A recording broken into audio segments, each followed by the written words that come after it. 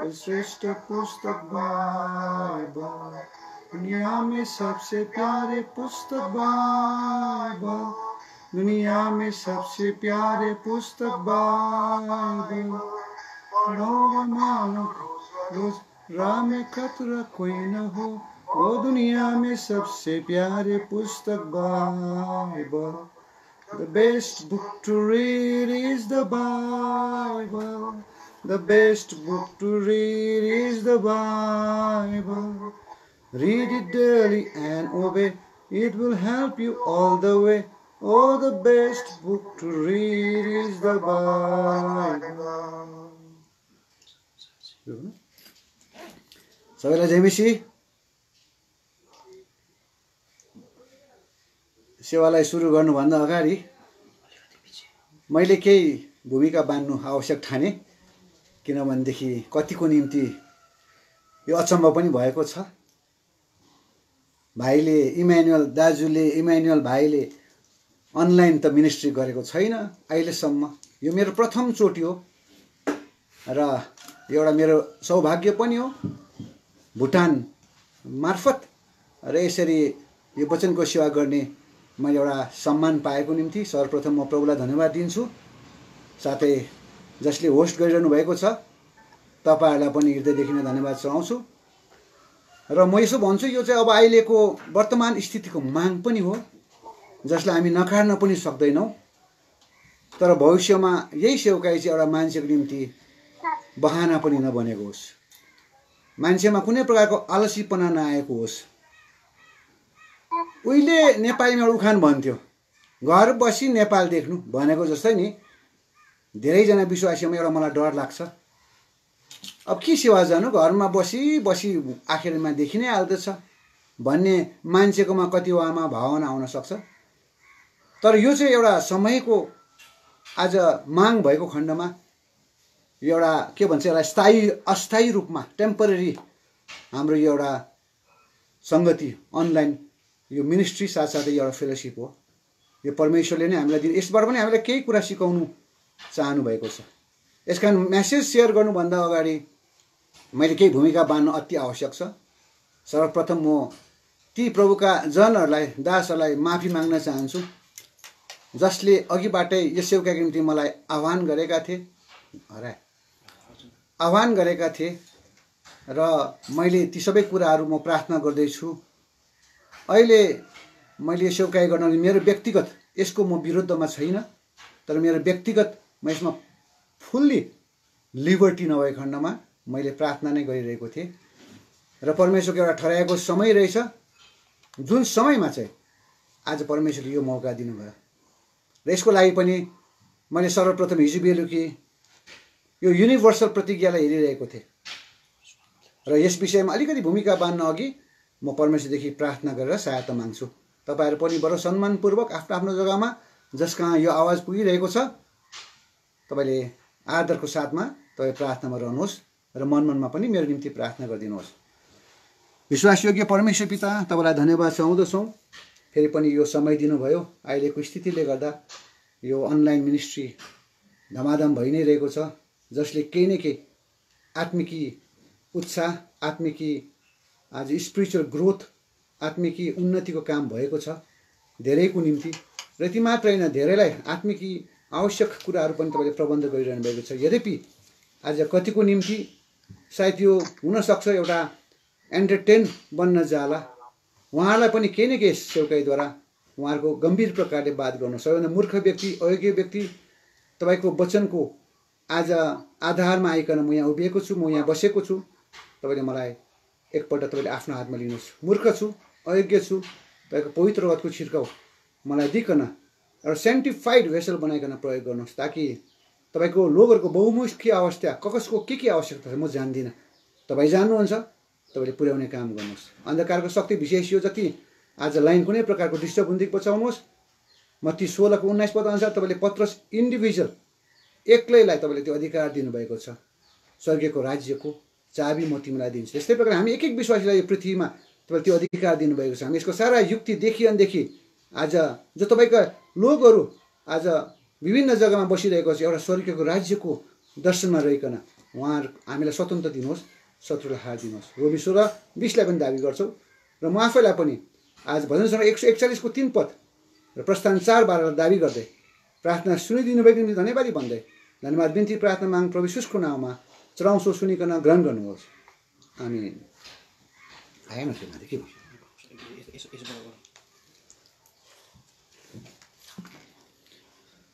सर्वप्रथम म तपाईँहरूसँग आज अलि अघि मैले भनिहालेँ, म अलिकति भूमिका बाँध्न चाहन्छु। म कसरी यहाँ आएँ, अनलाइन मिनिस्ट्रीको सम्बन्धमा प्रभुले मलाई कसरी स्वतन्त्रता दिनुभयो, लिबर्टी दिनुभयो, त्यो विषयमा तपाईँलाई केही बाँडचुँड गर्न बाँडचुँड गर्न चाहन्छु। यद्यपि समय कम्ती होला, पछि प्रभुले समय दियो भने फेरि पनि यसलाई हामी कन्टिन्यू गर्न सक्छौँ। जुन मेरो सन्देश जस प्रभुले दिनुभएको छ त्यो बाँड्न अघि मैले यो कुरा भन्नु मलाई आवश्यक लाग्यो र मलाई स्वतन्त्र पनि लाग्यो। सबैभन्दा पहिला यसपालिको जुन चाहिँ युनिभर्सल विश्वव्यापी प्रतिज्ञा छ 3टा, यो 3वटा प्रतिज्ञा चाहिँ मैले अध्ययन गर्दै थिएँ र एउटा पुरानो बाइबलमा मैले हेर्दै थिएँ। यो भिन्नै भिन्नै समयमा यो लेखिएको पत्र हो र एउटा परमेश्वरबाट दिएको भविष्यवाणीको पुस्तक हो र तीनैवटा स्टेजलाई राम्रो हेर्दाखेरि मैले के देखेँ भने सबैभन्दा पहिलो जुन चाहिँ पत्री छ, पहिला तिमोथीबाट दिएको छ, त्यो चाहिँ जवानहरूको लागि छ। जवान तिमोथीलाई आज प्रभुका दास पावलले कतिवटा कुरा सल्लाह दिएको छ। यसै कारण मण्डलीमा पनि यस्ता जवानहरू धेरै छन् जसले प्रभुको सेवा गर्न निम्ति जोस राख्छन्, जलन राख्छन् र उनीहरूको निम्ति यो एउटा परमेश्वरले के कुरा बताउन चाहनुहुन्छ भनेदेखि जे गर जसो गर, यसपालि चाहिँ परमेश्वरको इच्छा केन्द्रित गड्स विल सेन्टर्ड आज सेवकाई हुनुपर्छ भन्ने कुरा। र यति मात्रै होइन, हामी मात्रै जवानहरू आज सेवामा व्यस्त रहेर काफी छैन। आज उहाँको चाहना हो संसारमा धेरै जवानहरू आज धेरै अहिलेको कुलत, अहिलेको मादक पदार्थको शिकार बनिकन धेरै एउटा फ्रस्ट्रेटेड लाइफ जिरहेको छ, उनीहरूलाई पनि परमेश्वरको बचाउने चाहना हो। त्यस कारण सबैजना त्यो उद्धारमा मुक्तिमा आउँ भन्ने परमेश्वरको चाहना हो। र अब त्यो उद्धारको समाचार, उद्धारको सन्देश ती जवानहरूलाई कहाँ पुर्याउनको निम्ति जो चाहिँ आज संसारमा यस्ता धेरै कुलतका शिकार बनेका छन्, आज ती एक एक जवानहरूलाई आज तपाईँ परमेश्वरले तपाईँद्वारा त्यो उद्धारको सन्देश आज पुर्याउन चाहनुहुन्छ। त्यो चाहिँ परमेश्वरको इच्छा हो। याकन जति जवान भाइ बहिनीहरू छ, तपाईँले सुनिरहनु भएको छ, यो वर्ष परमेश्वरले आज त्यो इच्छा उहाँले प्रकट गर्न चाहनुभएको छ। जवान तिमोथीलाई प्रभुका दास पावलले पत्र लेखिकन आज आह्वान गर्न चाहनुहुन्छ, सल्लाह दिन चाहनुहुन्छ कि आज संसारमा यस्ता जवानहरू जो विभिन्न प्रकारका आज अवस्थामा जिरहेका छन्, एउटा आज फ्रस्ट्रेटेड लाइफ जिरहेका छन्, उनीहरू कहाँ यो सुसन्देश, सुसमाचार, गोस्पल हामीले पुर्याउनु पर्छ ताकि आज उनीहरूले पनि त्यो उद्धारको पहिचानमा आउन सकोस्। परमेश्वरले सबैले नै चाहेको छ, केवल जवानलाई मात्रै होइन, वृद्धहरूलाई पनि, आज प्रौढहरूलाई पनि, बालकहरूलाई पनि, तर त्यसको माध्यम चाहिँ जवानहरूलाई बनाउन चाहनुभएको छ। दोस्रो कुरा, जो दोस्रो यशायामा हामी देख्छौँ 36 अध्यायको जुन चाहिँ 10 पद हामीलाई दिएको छ, त्यहाँ चाहिँ यशायालाई मैले हेर्दै थिएँ। यो लगभग यो चाहिँ म्याच्योरहरूको लागि अथवा प्रौढहरूको लागि यो सन्देश दिएको छ। किनभने यो सन्देश जब यशाया आज सब प्रभुको सेवाको निम्ति उसलाई बोलावट गर्यो, त्यति बेला लगभग 712 BC को समयमा आज उसलाई बोलावट गरेको हो भने 760 BC मा चाहिँ आज यो सन्देश यशाया कहाँ पुगेको छ परमेश्वरद्वारा, कि विश्वासीहरू पनि त्यो समयका परमेश्वरका जनहरूले पनि परमेश्वरलाई के गरेका थिए। आउनुहोस् त त्यो पद चाहिँ पढौँ। यशाया 46 अध्याय पल्टाउनुहोस्। यशाया 46 आइजा 46 तपाईँले हाम्रो यसपालि जुन चाहिँ थिम सेकेन्ड जुन चाहिँ युनिभर्सल प्रतिज्ञा छ त्यसलाई पल्टाउनुहोस् त। त्यहाँ के गरे भनेको छ भनेदेखि यो नेपालीमा मै नै पढिदिन्छु, तपाईँहरूले ध्यानसँग सुन्नुहोस्। तिमीहरू मलाई 5 पदमा कोसँग दाँच्छौ, कसको बराबरी तुल्याउँछौ र हामी एकै किसिमका ठहरिनलाई मलाई कोसित तुलना गर्छौ। तिनीहरूको थैलीबाट प्रशस्त सुन झिक्छन् र तराजुमा चाँदी तौलन्छन् अनि सुनलाई भाडामा लिन्छन् अनि त्यसबाट एउटा देउता बनाउँछ। तिनीहरू लम्पसार पर्छन् अनि तिनीहरूले दण्डवत गर्छन्। र आज यो प्रौढ विश्वासीहरूको निम्ति छ जो चाहिँ संसारसँग सम्बन्ध राखेर हाम्रो परमेश्वरलाई, जीवित परमेश्वरलाई, सर्वशक्तिमान परमेश्वरलाई आज अरू साधारण ईश्वरहरूसँग तुलना गर्न चाहन्छन्। एखान परमेश्वरले यहाँ प्रश्न गर्नुभएको छ थ्रु आइजा, यो चाहिँ लगभग 48 वर्षको अवधिको समयको अथवा मध्यम वर्गीय, मैले भनिहालेँ अघि, यो चाहिँ प्रौढहरूको निम्ति हो, म्याच्योर्डहरूको निम्ति सन्देश छ। तपाईँले सेवा गर्नुहुँदैछ विभिन्न प्रकारको, कुन प्रकारले सेवा गर्नुहुँदैछ, कसँग दाँजेर सेवा गर्नुहुन्छ, कसँग तुलना गरेर सेवा गर्नुहुन्छ। हामीले कालिम्पोङमा पनि यो सन्देश आइतबार पछि सुन्दैछौँ। उहाँ त सोभरेन गड हुनुहुन्छ, सर्वभौमिक परमेश्वर हुनुहुन्छ, जसको तुलना कसैसँग गर्न सकिँदैन। धेरैपल्ट विश्वासीहरूले सेवा गर्नेले पनि आज यस्ता कतिवटा जग्गाहरूमा आज हामीले सुनिरहेका छौँ। आज कतिवटा आराधना प्रभुभोजको सेवा भएकै छैन। किन? उनीहरूले संसारको जुन चाहिँ हुकुमलाई परमेश्वरको जुन चाहिँ शक्तिसँग बराबर तुल्याएको छ। सबैजना जुट्नुपर्छ भने होइन, किनभनेदेखि पहिला कुरन्ती 11 प्रत्येक आइतबार हामी सुन्छौँ।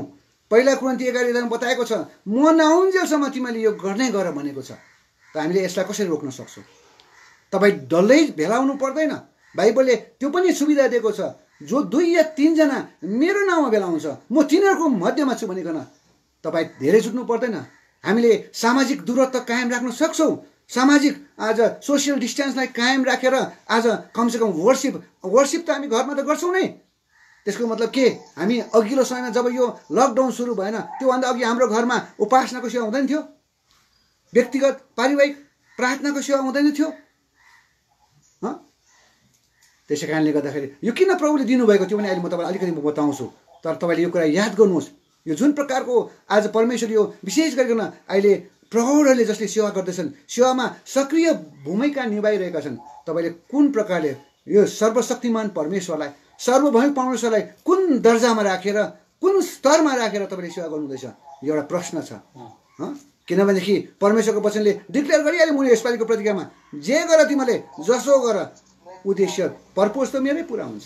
परमेश्वरले जे होस् आफ्नै पर्पोज पुरा गर्नुहुन्छ।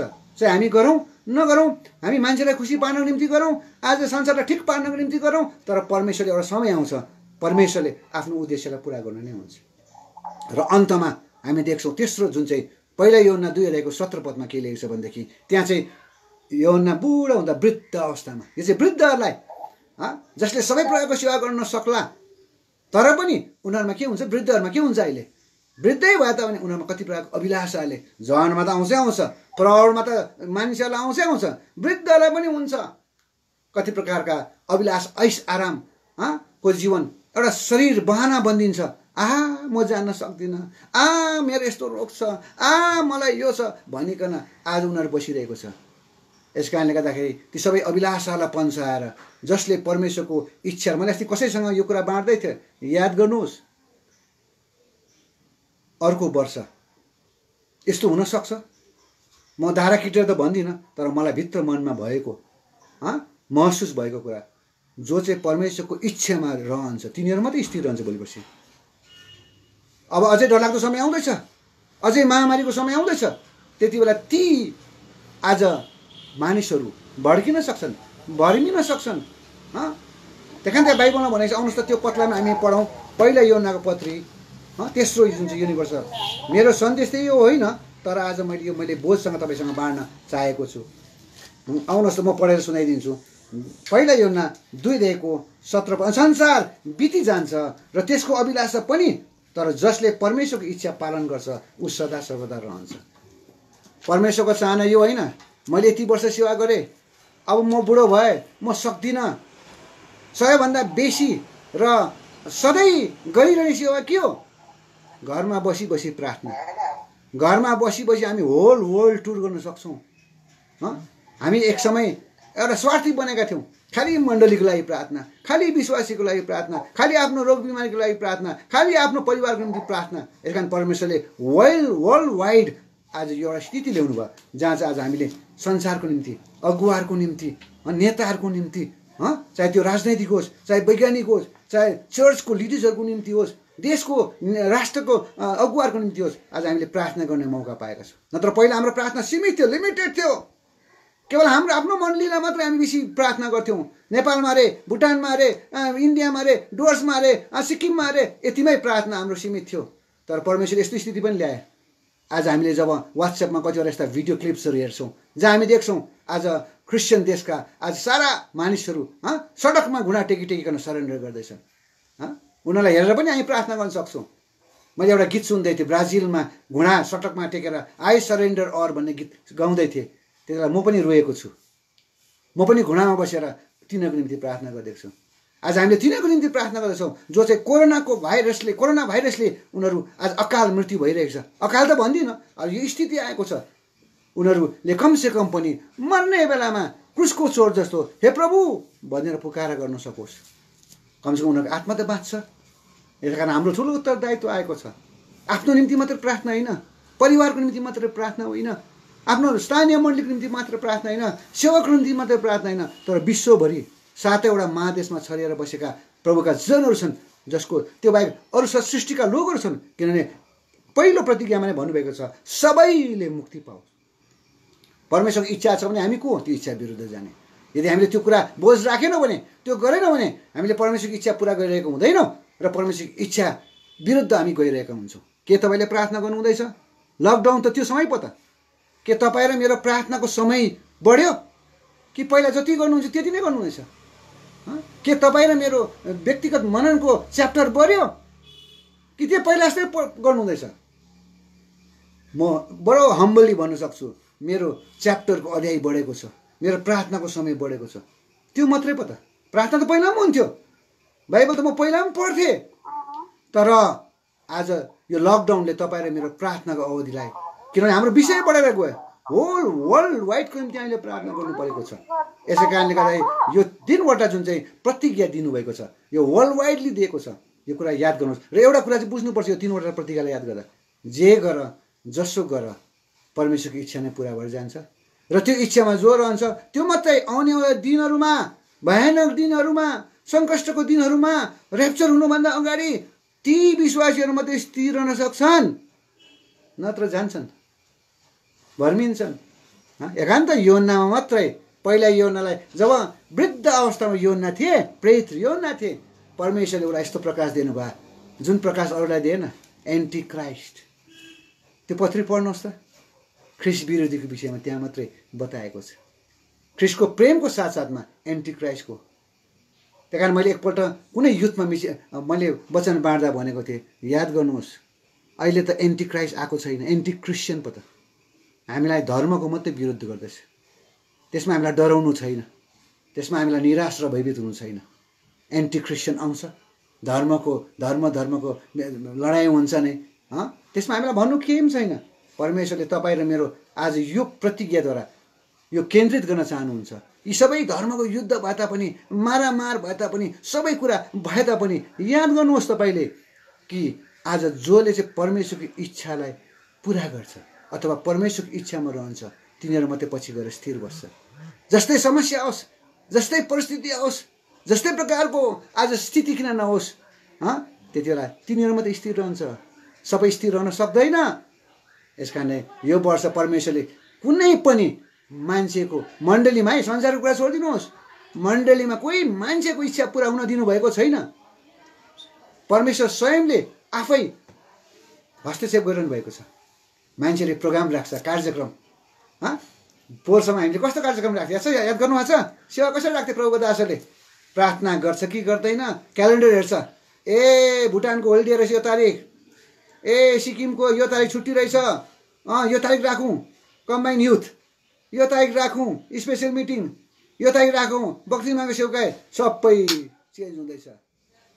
कतिवटा भइरहेको छ, भएन र अहिले मान्छेले अघि नै मण्डलीका अगुवाहरूले अघि नै उनीहरूले क्यालेन्डर हेरेर उनीहरूले तोकिसकेको छ। पवित्र सभा यहाँदेखि यहाँसम्म हुनुपर्छ, स्पेसल मिटिङ यहाँदेखि यहाँसम्म हुनुपर्छ। परमेश्वरको इच्छा बुझेकै छैन। परमेश्वरको इच्छा चाहिँ के छ प्रभु? त्यस कारण परमेश्वरले यसपालि आफै हस्तक्षेप गर्नुभयो, पर्दैन, केही पनि गर्नु पर्दैन। जो छ तिमीले घर घरमा गर र अलिअलि कम्ती जुट। अब यो किन परमेश्वरले यो डिस्टेन्स ल्याउनु भयो भन्नुहोस् त? अर्को कुरा हामीले धेरैले के प्रतिज्ञा भन्छौँ भने नि, हिब्रू 10:25 त्यो दिन जति नजिक आउँछ तिमीहरू भेला हुन नछोड, एकादशलाई अर्थी दिन नछोड भनेको समयमा अझै हामी टाढिँदैछौँ एउटाबाट अर्को। हाम्रो भेट भएको छैन। त्यो चाहिँ किन भयो मलाई लाग्छ, किनभनेदेखि हामीलाई सङ्गति बेसी भयो। अब हामीलाई विश्वासी हाम्रो पहिलो प्रेमहरू एकादुस्राप्रतिको पारस्परिक प्रेमहरू सेलाएर चिसो भएर गएको छ। यस कारण परमेश्वरले अब यस्तो अवस्था ल्याउनु छ। अहिले के हुँदैछ संसारमा हेर्नुहोस् न, इभन हामी पनि कुरा गर्छौँ, म एउटा टिचर हो, शिक्षक भएको नातामा हाम्रा कति सर गुरुआमा के हुन्छ, छुट्टी मात्रै मान्छ। अलिकति केही भयो छुट्टी, सर छुट्टी गरौँ न हौ, फेरि एकछिन अर्को दिन हुन्छ के बना छुट्टी गरौँ न मात्रै भन्छ क्या। हेर्नु छ स्टुडेन्टहरू पनि छुट्टी कहिले छुट्टीको घोषणा गर्छ। यति साह्रो उनीहरूलाई हामी कोही बेला के हुन्छ भने नि के गर्छौँ भने एउटा शोक मनाउँछौँ एसेम्ब्लीमा, फलानाको आज मृत्यु भयो, उहाँको आत्माको शान्तिको लागि 2 मिनट मौन धारण गरौँ भन्छ है। त्यसको बादमा के हुन्छ, अब तिमीहरू घर जानु। या आमा स्टुडेन्ट उनीहरूलाई त्यो मृत्युको दुःखको केही मतलब छैन। उनीहरूलाई चाहेको छुट्टी हो, घुम्नु, मजा गर्नु, यताउता हाँस्नु, उनीहरूलाई छुट्टी चाहिएको। तर अहिले स्टुडेन्टलाई पनि के भएको छ, स्कुल लाग्नु नि। कहिले लाग्छ सर स्कुल? यस कारण मण्डलीमा पनि परमेश्वर यो स्थिति ल्याउन चाहनुभएको छ, ताकि मेरो विश्वासी जनहरू घरमा बस्दा सङ्गतिको लागि के होस्, भोका होस्, तिर्खा होस्, सङ्गतिको लागि हाउ होस्, सङ्गतिको लागि कहिले जाउँ भनेकन आज आतुर होस्। अहिले यस्तो भएको छैन। नत्र त पहिला त त्यही मान्छे देख्दा जैमिसी गर्नु पनि कोही बेला डर के जैमिसी देखिरहेको मान्छे राम्रो पनि गर्दैन। जैमिसी के छ त्यो एउटा भित्रीय एउटा क्लोजनेस, निकटता हराउँदै गइरहेको छ। मानव एउटा संसारमा एउटा उनीहरूले एकादुस्रालाई विश गर्दाखेरि आदान प्रदान गरेको जस्तो मात्रै, नमस्कार गरेको जस्तो मात्रै हाम्रो विश्वासीहरू पनि सेवामा त आउँछ, सेवामा आएपछि जैमेसी हाँस्यो, हात मिलायो, गयो, चिसो केही पनि छैन। भित्रीय के छ, कस्तो छ, कुन प्रकारले चल्दैछौँ, समस्या के छ, यो कुराहरू होला। यसकारण परमेश्वर त्यो तृष्णा, त्यो भोका तपाईँ र मेरो जीवनमा ल्याउनको निम्ति आज हामीलाई टाढो बनाएका छन् एका अर्कादेखि। कति जग्गामा त सख्त पारिदिएको छ, किनभने सङ्गति बेसी भयो नि त, हप्तैभरि सङ्गति। यस कारण अहिले मान्छे भोकाइँदैछ, कहिले सेवा जान पाऊँ। आज जबसम्म तपाईँ र मेरो जीवनमा दाउदको जस्तो भजन सङ्ग्रह 122 पद अनुसार I was glad when they said unto me, let us go into the house of the Lord. जबसम्म आज त्यो हाम्रोमा चाहना, इच्छा, भोका, तृष्णा आउँदैन तबसम्म अब यो लकडाउन यति नै जारी रहन्छ। याद गर्नुहोस्, जब साँचो भित्र भोका, तृष्णा, आफ्नो विश्वासी सन्तानप्रतिको माया, एउटा स्नेह भन्ने कुरा जब आउँदैन, जब हाम्रोमा भित्रपट्टिबाट एकादुस्रापट्टिको बिटरनेस, एकादुस्रापट्टिको इन्भिङ, एकादुस्रापट्टिको जेलसी, एकादुस्रापट्टिको इन्डिफरेन्सेसहरू, डिभिजन्सहरू जब जाँदैन तबसम्म यो यतिकै चल्दै जान्छ। यस कारणले गर्दाखेरि आज हामीले याद गर्नुपर्छ, दाउदले भने जस्तो हामीले भन्ने अब समय आउँदैछ। किन मान्छे घरमा बस्दा मान्छे वाक्कै भइसक्यो। कति बस्ने, छोराछोरीहरू त झन् जवानहरू त बाहिर निस्किन चाहन्छ, नजा अहिले स्थिति राम्रो छैन, मान्दैन, खै के पनि हुँदैन। उनीहरूलाई घरमा बस्दा एकदम फेडअप भइसकेको छ। त्यही कारण दाउदले भनेको छ, जब तिनीहरूले मलाई लौ हामी परमप्रभुको भवनमा जाउँ भने त म आनन्दित भएँ। त्यो पक्का प्रभुको घरमा आउने त्यो आनन्द जबसम्म तपाईँले महसुस गर्नुहुन्न, संसारको आनन्द, अरू थोकको आनन्द र परमेश्वरको आनन्दमा जबसम्म तपाईँले त्यो भिन्नता पाउनुहुन्न, डिफरेन्स पाउनुहुन्न, तबसम्म यो लकडाउन खोलिनु असम्भव छ। जब तपाईँ र मेरोमा साँचो परमेश्वरको घरप्रतिको तृष्णा आउँछ, परमेश्वरको घरप्रतिको आज एउटा सङ्गतिको चाहना आउँछ, लालसा आउँछ, तब मात्रै परमेश्वरले फेरि एउटा स्थिति ल्याउनुहुन्छ। हामी फेरि पनि यसरी पहिला जस्तो त्यो पहिलो प्रेममा। यस कारणले गर्दाखेरि कालिम्पोङ एसदालाई पनि त्यही प्रतिज्ञा दिएको, म पहिलाको स्थिति अवस्था फेरि ल्याउँछु। एजेकियल 36:11 पद अनुसार म पहिलाको अवस्था, पहिला कस्तो थियो अवस्था, मान्छे एउटा विश्वासी अर्को विश्वासीसँग भेटेपछि नछुट्टिनु नि, बसिरहनु नि, हामी जब जवान थियौँ, ससाना थियौँ, जब त्यति बेला पवित्र सभाहरू हुन्थे, त्यति बेला जब छुट्टिन्थे हैदराबाद र कालिम्पोङ, दार्जिलिङ भेगका सबै चारैतिरका विश्वासीहरू उनीहरू अङ्गालोमा एकादुसा हेर्दाखेरि एकपट्टि कालो एकपट्टि सेतो छुट्टिनै सक्दैन थियो। यति साह्रो माया। अर्को वर्ष कहिले आउँछ, हामी फेरि आउँछौँ। त्यस्तो अहिले छ त्यो चाहना छैन। म तपाईँ घरमा आउँ भनेको अरे व्यस्त छ अहिले भेट्नु, यति साह्रो मान्छे व्यस्त भएको छ। सङ्गतिको मोल त सस्तो भएको छ, बिर्सेको छ मान्छेले। यस कारण परमेश्वरले त्यो भुखा, त्यो तृष्णा ल्याउनको निम्ति नै आज तपाईँ र मलाई टाढा गरिदिएको छु। आज हेर्नुहोस् त, अब पवित्र सभा हुन्छ कि हुँदैन?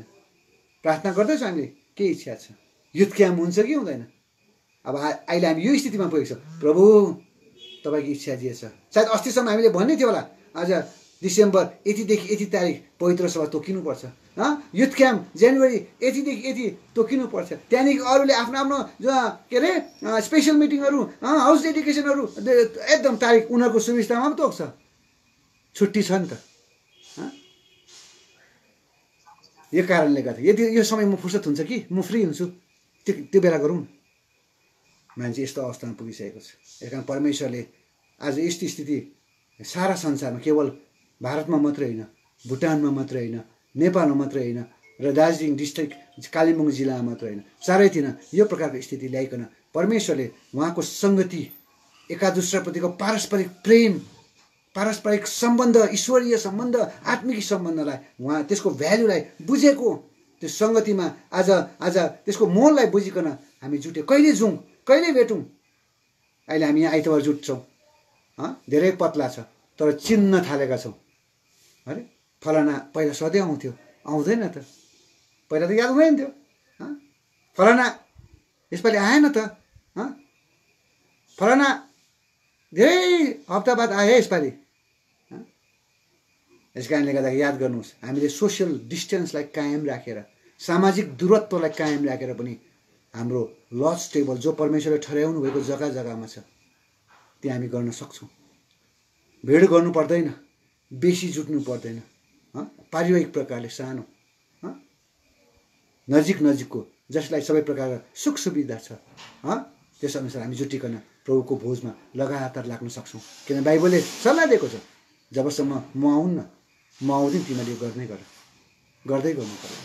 यस कारणले गर्दाखेरि तपाईँले प्रार्थना गर्नुहोस्, प्रभु तपाईँको इच्छा के छ, ताकि आगामी दिनहरूमा परमेश्वरको यो इच्छा नै पुरा भएकोद्वारा, त्यो इच्छामा हामी रहेकोद्वारा आउँदो वर्षमा जुन प्रकारले आज हामीले आज सेवकाई गर्दै जानुपर्छ, त्यो आत्मिक पारस्परिक जो एकता, त्यो क्लोजनेस मा हामी आज अघि बढ्दै जानुपर्छ। एउटाले अर्कोलाई उत्साह दिँदै, एउटाले अर्काको दुःखमा साथ दिँदै, सुखमा उनीहरूसँग रमाउँदै आज हामी परमेश्वरको दिनको निम्ति तयारी हुनु परेको छ। यसकारण त्यो जबसम्म प्रत्येक विश्वासीले घर घरकाहरूले बुझ्दैनन्, अझ त्योभन्दा कठोर अवस्था आज यो लकडाउनको अवस्था अझै स्थिति आउन सक्छ। यो सकिएको छैन, अहिले कहिले सकिने हो कसैले भन्न सक्दैन। कुनै संसारको विद्वान र ज्ञानीले, वैज्ञानिकले पनि तोक्न सक्दैन। प्रभुका लोक कति आज यस्ता, प्रभुका जनहरूले कति बाइबलका वचन देखाएर भन्छन् आज, तर पनि उनीहरूले त्यो कुरालाई एकदमै दारा किटेर भन्न सक्दैनन्। किन परमेश्वरको इच्छा जो छ त्यो उहाँमा नै आधारित छ। उहाँले नै कसैलाई, कुनै मान्छेलाई उहाँ मान्छेलाई त्यो कुरा देखाएर उहाँले गर्नुहुन्न, उहाँले पुरा गरेर मात्रै मान्छेले रियलाइज गर्छ, यस यो परमेश्वरको इच्छा रहेछ। यस कारणले मैले यो सेवकाईमा आउनभन्दा अगाडि मलाई पनि यो अनलाइनको मिनिस्ट्रीमा त्यति म व्यक्तिगत प्रकारले म आएको थिइनँ। धेरैले रिक्वेस्ट गरेँ, म यहाँ अनलाइनबाटै जसले सुनिरहनु भएको छ भने म माफी पनि माग्छु। मेरो उहिलेदेखि नै एउटा यो विचार, म आत्मिकी मान्छे होइन, त्यो आत्मिकी त्यति परिपक्वतामा म पुगेको छैन। तर पनि मलाई किन परमेश्वरले कहीँ न कहीँबाट, कि त क्यालेन्डर वर्सबाट होस्, या त डेली ब्रेडबाट होस्, या त मेरो पर्सनल मेडिटेसनबाट होस्, या त फ्यामिली प्रेयरको वचनद्वारा होस्, चाहे कुनै प्रकारले कति समय साइन्सहरू दिएर होस्, मलाई परमेश्वरको इच्छा बुझेर मात्रै पाइला चाल्नु मन लाग्छ। किनभनेदेखि परमेश्वरको इच्छालाई नबुझिकन गऱ्यो भनेदेखि त्यो सबै जुन चाहिँ सन्देश, मेसेज जान्छ नि, त्यो भुइँमा पोखाएको पानी जस्तो मात्रै हो। त्यसले केही फल फलाउँदैन, त्यसले केही प्रकारले, त्यसले कुनै प्रकारको त्यसको रिजल्ट आज त्यसले दिन सक्दैन। यस कारणले मैले यस विषयमा प्रार्थना गर्दै जाँदाखेरि मेरोमा विशेष अयुबको पाठ थियो। आज म यहीमा जानुपर्ने रहेछ, अर्को मेरो विषय नभ्याउने रहेछ। प्रभुले आत्माद्वारा मलाई यही नै लानुहुँदैछ। यही कुरा म तपाईँलाई सेयर गर्दैछु। यो अवधिमा जब म प्रार्थना गर्दै थिएँ त्यति बेला मेरो पाठ अयुबको पाठ थियो र अयुबको पाठमा मलाई एउटा प्रश्न उठ्दै थियो। के प्रश्न उठ्दै थियो भने परमेश्वर आफैले साक्षी दिनुभएको व्यक्ति, परमेश्वर आफैले मान्यता दिनुभएको व्यक्ति, परमेश्वर आफैले शैतानको सामने चुनौती दिनुभएको व्यक्ति अन्तमा गएर किन आज उसले प्रस्ताव गर्नु पर्यो? प्रस्ताव त गर्नै पर्छ, तर पनि उसलाई यस्तो प्रकारको उसले प्रस्ताव गर्नु पर्यो जुन प्रस्ताव बिना चाहिँ उसले 2 गुणा पाउनु सकेन। मैले पढ्दै जाँदै थिएँ मेरो अयुबको पाठमा। म प्रायः बेलुकी चाहिँ 2 च्याप्टर पढ्छु पुरानोबाट, नयाँ नियमबाट बेलुकी बिहान है, नयाँ नियमबाट 1 च्याप्टर। त्यति बेला मैले पढ्दै जाँदा सबैभन्दा पहिला के देखेँ भने जब अयुबको जीवनमा त्यो दुःख आयो, क्लेश आयो, यस्तो व्यक्ति आफ्नै वाइफले पनि तिमी किन परमेश्वरप्रति यति निष्ठा हुन्छौ, परमेश्वरलाई श्राप मर, त्यति बेला त वाइफले साथ दिनुपर्ने। जब हामी विवाह गर्दा भन्छौँ एउटै शरीर, दुःखमा दुःख सुखमा सुख भन्ने शरीरले पनि उसलाई लत्याउँदाखेरि अब उसले कसबाट आशा राख्ने? उसले कसबाट सान्त्वना पाउने? उसले कसबाट ढाडस पाउने? यस कारण याद गर्नुहोस्, तपाईँहरू सेवा गर्नेहरू जसको श्रीमतीहरू छ, तपाईँले कतै अयुबको श्रीमतीको भूमिका त निभाउनु भएको छैन। तपाईँको हस्बेन्डले सेवा गर्दा कति प्रकारको परिस्थितिहरूमा जानु पर्ला, अहिलेको लकडाउनको अवस्थामा कुन कुन प्रकारको स्थितिहरूमा जानु पर्ला, भित्रबाट विरोध त आउँला, कुन प्रकारको सामना गर्नुहुँदैछ, कुन प्रकारले तपाईँले साथ दिनुहुँदैछ? कि अयुबको पत्नीले देखाले अयुबको पत्नीको नाम मेन्सन गरेन, कहीँ छैन अयुबको पत्नीको नाम आएन, छोरीहरूको नाम आयो, अयुबको नाम छ।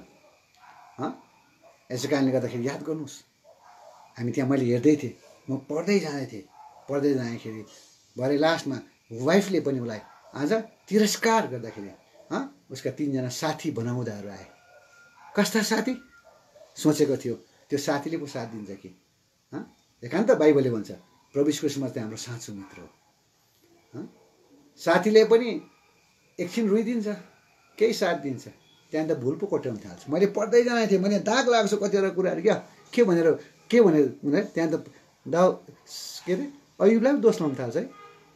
त्यसै कारण अयुब त्यहाँदेखि पछि चाहिँ के भयो, एकदम उसलाई सान्त्वना, उसलाई ढाडस, उसको चोटमा मलमपट्टि हुनको साटो अझै अयुब कठोर बन्यो, अझै अयुब सेल्फ राइचियस बन्यो।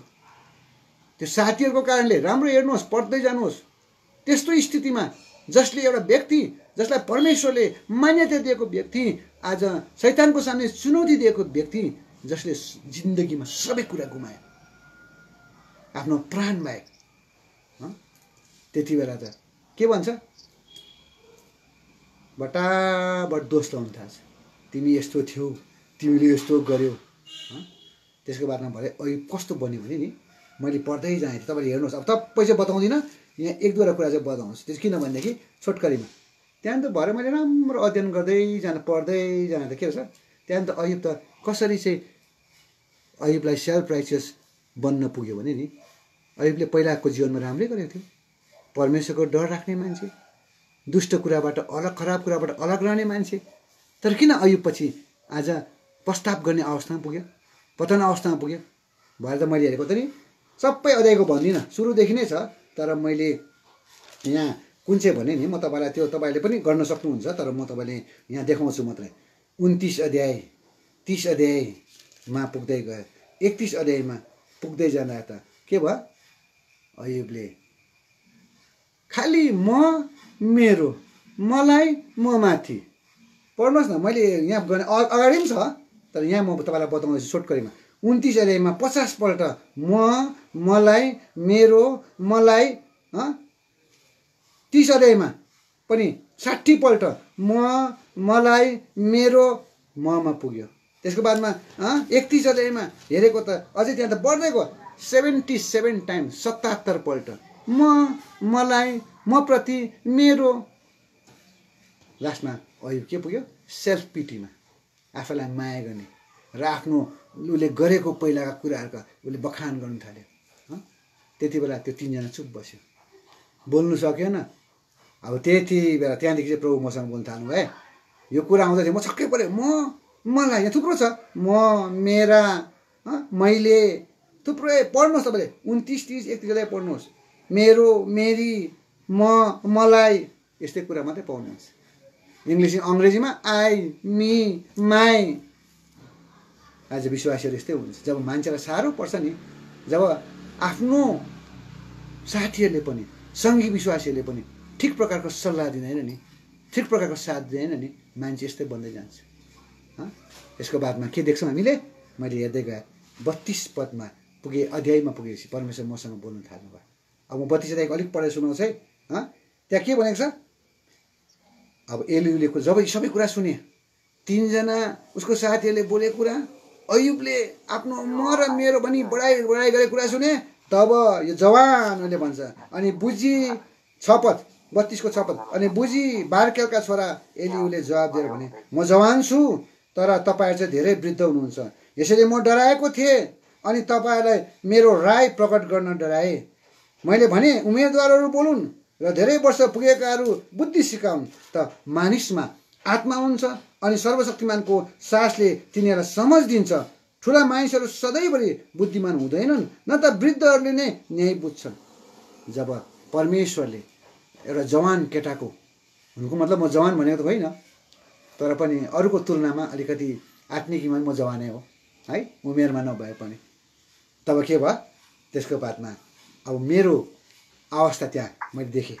के देखेँ भनेदेखि त्यहाँदेखि 21 पद र 22 पदमा, म तपाईँहरूलाई बिन्ती गर्छु, मैले कसैको मुख हेरेर काम नगरौँ, न त कुनै मानिसलाई चिप्लो घसेर गुणगान गरौँ, किनकि म चिप्लो गुणगान गर्न जान्दिनँ। गरे भने मेरो सृष्टिकर्ताले मलाई चाँडै लैजानुहुन्छ। यो वचनमा मलाई डर लाग्यो। यो कुरा पक्का हो, म पनि चिप्लो लाउन जान्दिनँ, मलाई सेउकाइ दिँदैन, वचन दिँदैन भनेर म कसैलाई म्याउ म्याउ गर्न सक्दिनँ। मेरो स्वभाव नै छैन। म झुक्ने जग्गामा झुक्छु, आफूभन्दा सानो ठाउँमा पनि झुक्छु, नम्र हुने ठाउँमा म नम्र हुन्छु। तर म माथिकोलाई हेरेर मैले सेवा गर्नु पाउँछु कि, मैले यो पाउँछु कि भनेर चाहिँ म यो कुरा पक्का मेरो हृदयमा। यो मैले कहिले पाएको भनेदेखि नि 11 तारिक 8 महिना अगस्तको 20 महिना तारिक मङ्गलबार राति मिडनाइटमा 12:24 मेरो पाठमा पढ्दै गर्दा पाठ। त्यसको बादमा परमेश्वर फेरि अझ मसँग के गर्नुभयो? क्यालेन्डर वर्षद्वारा बोल्नुभयो। त्यति बेलाको समयमा 11 र 12 तारिक नै कन्फर्म। त्यसको बादमा यिर्मया 1 अध्यायको 7 देखि 10 पदसम्म, र त्यो अब म पढाउँदिनँ, समय जान्छ, र 1 अध्यायको 17 पद पढ्नुहोस्। यदि मैले भनिनँ भने, मैले बोलिनँ भने म के हुने रहेछु? एक दिन डरछुरा हुने रहेछु, भई त्रसित हुने रहेछु। परमेश्वर वचन मलाई सफा भन्नु। त्यसको बादमा मैले कति दाजुलाई भने, अब मलाई वचन पाउँदैछु, म गर्छु, तर अहिले होइन, म प्रार्थना गर्छु भन्दै गर्दाखेरि जब समय आयो, तब सबैभन्दा पहिला ठुलो प्रभुको दासले मलाई भनेका थिए। मैले यद्यपि उहाँलाई मन दुख्यो होला, उहाँलाई कति मनमा कटक्कै भयो होला, क्षमा चाहन्छु। तर मैले त्यो चाहेर जबसम्म मैले पुरा स्वतन्त्र पाइनँ, म अगाडि आइनँ। त्यस कारण यो मेरो प्रथम अनलाइन मिनिस्ट्री। यसको मतलब फेरि मैले कन्टिन्यू गर्नुपर्छ भन्ने पनि छैन। परमेश्वरले मलाई जब स्वतन्त्र दिनुहुन्छ, म यसरी आउँछु तपाईँको समक्षमा। त्यसको बादमा परमेश्वर मसँग कसरी बोल्नु पाउँछ? यिर्मया 1 अध्याय, एउटा पद पढौँ, 1 अध्याय हो, यो पढ्नै पर्छ। म कसरी यहाँ आएँ, यही नै एउटा सन्देश परमेश्वरले दिनुभएको। 17 पद यता जुन चाहिँ 1 अध्यायको 7 पददेखि 10 पदसम्म तपाईँले घरमा पढ्नुहोस्, भरे पढ्दा हुन्छ। यो 17 पदमा चाहिँ, यसैले तिमीले आफ्नो कम्बर कस, उठ, र जे म तिमीलाई आज्ञा गर्छु त्यो सबै उनीहरूलाई भन। उनीहरूका अनुहारहरूका सामुदेखि भयभीत नहौ, नत्र म तिमीहरूलाई तिनीहरूको सामु भयभीत तुल्याउनेछु। यो जब पद मैले डाइरेक्ट प्रकारले पाएँ, तब म तयार भएँ। मैले भन्नै पर्ने रहेछ, बोल्नै पर्ने रहेछ। र अन्तमा शनिबार बेलुकी भाइ एलबीले कुरा गर्दै थियो, लुकासले, एलबी लुकास भाइले, लु दाजु गर्नुपर्छ, यस्तो हुन्छ, ल उहाँले फोन गरे। फोन गर्दाखेरि के भन्नु, कसरी मैले कन्फर्मेसन पाएँ भने नि, त्यो बेलुकी उहाँले मलाई फोन गर्नुभयो। मेरो व्यक्तिगत एउटा पाठ चाहिँ के थियो भने भजन सङ्ग्रह 71 अध्यायमा थियो। त्यो समय त्यहाँबाट म अझै कन्फर्म भएर आज म यहाँ आएको छु। त्यो चाहिँ के भनेदेखि, जब भाइले दाजु कन्फर्म भयो, अब तपाईँको चाहिँ सोमबार 2 बजे, 1:30 होइन, 1:30 बजे भन्दाखेरि अब मैले त्यो दिनै मेरो पाठमा के आयो, यस्तो प्रकारको वचन आयो कि मलाई यति लिबर्टी भयो। के भनेर आयो, 71 अध्यायको 16 पद, यो मेरो पाठमा थियो पढ्दै जाँदाखेरि, प्रभु यहोवाको बलमा म जानेछु, म तपाईँको केवल तपाईँको धार्मिकताको बयान गर्नेछु। वास्तवमा म अनलाइन घरबाटै गरौँ भनेको थिएँ, वाइफाई चाहिँ हालेको छु, ठिक्कै मेरो डेस्कटप बिग्रियो, स्क्रिनै आएन। फेरि भाइले पनि होइन दाजु तपाईँ यता आएर गर्नुपर्छ प्रभु घरमा। त्यो बेलुका ठिक्कै भाइले फोन गरेको बादमा यो मेरोमा ठिक्कै पत्रिका आयो, प्रभु यहोवाको बलमा म जानेछु, मैले जानै पर्छ, म तपाईँ अनि केवल तपाईँको धार्मिकताको बयान गर्नेछु। र आज म तपाईँहरूको समक्षमा यहाँ उभिएको छु। यसमा परमेश्वरले जब हामी इच्छा गर्छौँ नि दिनुहुन्छ। यद्यपि मलाई धेरै इन्डाइरेक्ट अलिकति छड्किदिन्छ क्या, केही सेवा दिनु पऱ्यो भने अथवा वचन पाउनुपर्छ है, वचन पाइस्, वचन पाएर आएको भन्छ क्या, म खुसी नै हुन्छु। यस, कमसेकम म आत्मिक त्यत्रै मेच्योर नभए पनि, परिपक्व नभए पनि, ममा धेरै प्रकारको फेल्युर्सहरू छ, विकनेसेसहरू छ, कमजोरीहरू छ, ममा चाहिँ कति प्रकारको अभिलाषाहरू छ। यी हुँदाहुँदै पनि कमसेकम पनि मेरो सहकर्मीहरूले, दाजुहरूले मलाई यसले चाहिँ वचन माग्छ है, वचन पाएर मात्रै गर्छ भन्ने कुरा त बुझेका छन्, जानेका छन्, खुसी लाग्छ क्या। यद्यपि कति समय बुझ्नु साह्रो पर्छ, तर परमेश्वरलाई कति समय नबुझ्दाखेरि म चिन माग्छु, यो भएको हुनुपर्छ प्रभु, यस्तो भएको हुनुपर्छ भनिकन म भन्ने गर्छु। र माग्नेलाई, इच्छा गर्नेलाई, चाहना गर्नेलाई दिनु पनि हुन्छ। र त्यति बेला कति समय प्रभुको दासहरूको अनाज्ञाकारी अटेरी भए जस्तो हुन्छ। तर होइन, मैले भनिहालेँ, तपाईँले याद गर्नुहोस्, प्रभुले मलाई स्पष्ट भन्नु, म चिप्लो लाउन जान्दिनँ। अयुब, मैले फेरि पनि त्यो पदलाई पढ्छु किनकि यो मलाई एकदम मेरो मनमा छाप बसेको कुरा हो। अयुबको किताबमा आउनुहोस् त 32 अध्याय, अयुबको किताब 32 अध्यायको 21 पदमा, म तपाईँहरूलाई बिन्ती गर्छु, मैले कसैको मुख हेरेर काम नगरौँ, न त कुनै मानिसलाई चिप्लो घसेर गुणगान गरौँ, किनकि म चिप्लो घसेर गुणगान गर्न जान्दिनँ। र भने मेरा गऱ्यो भने मेरा सृष्टिकर्ताले मलाई चाँडै उठाएर लैजानुहुन्छ। यस कारण मलाई जे सोच्छु म आज भन्न सक्छु, परमेश्वरको फुल विलमा आज म यहाँ छु तपाईँहरूको। यद्यपि मेरो आज यो वचन होइन, प्रभुले मलाई दिनुभएको अर्कै विषयमा। कति समय भयो? यस कारणले गर्दाखेरि तपाईँहरू सबै सुन्नुहुँदैछ? तपाईँलाई ढिलो भएको छैन होला कि अझै म अघि जाउँ कि रोकौँ यिनै? हजुर, सर्ट टाइम छ। ल त्यसो भने म मेरो पार्टमा अब अलिकति जान्छु। यसरी नै म आज अनलाइन मिनिस्ट्रीमा आएको छु। अब मैले प्रभुबाट पाएको एउटा आशिष, अस्ति यहाँ कम्बाइनमा पनि बाँडेँ, त्यो इम्पोर्टेन्ट कुरा। कतिसम्म जान्छ म, कति मिनट म बोल्न सक्छु भन्नुहोस् त? अब होइन, एउटा सर्ट टाइम तपाईँले दिनुहोस् टाइम, किनभने अरू सुन्ने बस्नेहरू पनि छन्, कति व्यस्तता पनि होला है।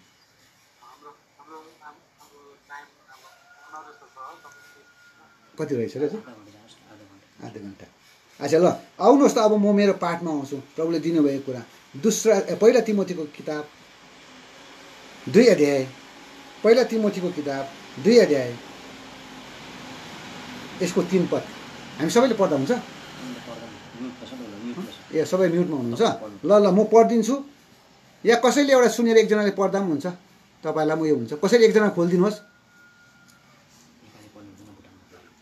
इङ्ग्लिसमा पढ्दा पनि हुन्छ, नेपाली बाइबल मेरो छ, अङ्ग्रेजीमा पढ्दा पनि हुन्छ। 2 तिमोथी च्याप्टर 2 भर्स 3 एउटाको खोलिदिनुहोस् र कसैले अङ्ग्रेजीमा पढिदिनुहोस्।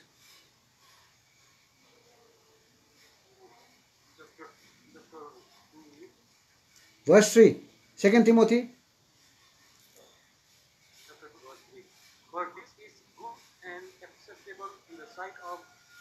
No, 2 Timothy chapter 2 verse 3.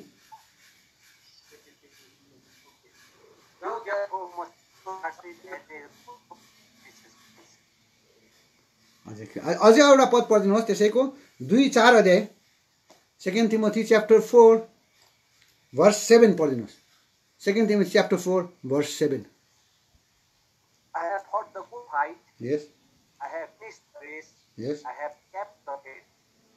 Thank you, धन्यवाद। अब महिला परमेश्वरले यो के विषयमा, यो धेरैपल्ट युथ क्याम्पमा सुन्नुभएको कुरा पनि हो, युथ मिटिङमा पनि तपाईँले सुन्नुभएको हो, एकपल्ट कालिम्पोङ युथ क्याम्पको पनि यो थिम पनि थियो। तर प्रभुले एउटा कुरामा मलाई ध्यान खिच्नुभयो, यद्यपि यो अध्यायमा एउटा विश्वासीलाई तीन क्याटेगोरीमा अथवा 3 प्रकारका मानिसहरूसँग तुलना गरेको छ। एउटा सोल्जर सिपाही, दोस्रो फार्मर्स, तेस्रो एथलेट्स। पहिला सिपाही, दोस्रो खेती बारी चलाउने, खेती काम गर्ने, तेस्रो खेलाडी। यो चाहिँ विश्वासीहरूले पाएको उपाधि हो। कारण हामीले अब एउटा सिपाही जस्तो जीवन जिउनुपर्छ, एउटा खेतीपाती गर्ने जस्तो मेहनती र धीरै जिउनुपर्छ, र एउटा खेलकुदमा आज भाग लिने जस्तो हामी के हुनुपर्छ, एकदमै सधैँ सक्रिय पनि हुनुपर्छ र नियमभित्र रहेर आज हामीले त्यो दौड अथवा त्यो खेलमा भागी हुनुपर्छ। यो 3टा। तर यो 3वटा कुरा म आज गर्दिनँ। एउटा विषयलाई प्रभुले मलाई एकदम क्लियर प्रकार दिएको, किनभनेदेखि परमेश्वरको वचनले हामीलाई सिपाहीसँग तुलना गरेको छ। अच्छा, म तपाईँलाई एउटा प्रश्न गर्छु यहाँबाट, के आज हामी सबैजना सिपाही हौँ? All Christians are soldier? के हामी सबैजना सिपाही हौँ? सबै क्रिस्चियन्सहरू सिपाही हुन्?